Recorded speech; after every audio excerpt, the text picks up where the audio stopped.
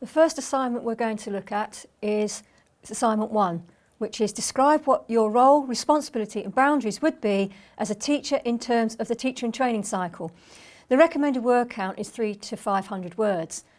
The first thing we need to decide about all these assignments that we do, that they're all in the first person. They're all about you and what you would do or could do. So they're personal, so they will be in the I would do this, I could do this. This first assignment looks at the teacher and training cycle. It's asking you about your roles, responsibilities and boundaries. So a good way to start answering this question would be to say, introduce the teacher and training cycle. State that it's got 5 parts and name those 5 parts. So there you've introduced what it is you're going to actually write about. That helps the people that are assessing it. The next thing you need to consider then is, what is your role? So you've introduced the cycle, you've said what the 5 parts are, and now you start something like, in my role as A. Now whatever your role is, you would put this in here, and then you would add, my roles and responsibilities are.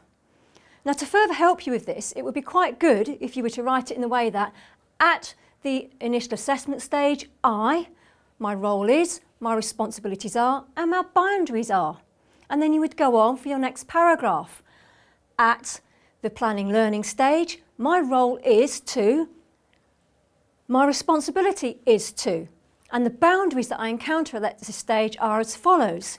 And then you would do the same for the enabling learning stage, and the same for the assessing learning stage, and then the same for the quality assurance and assessment stage of the cycle.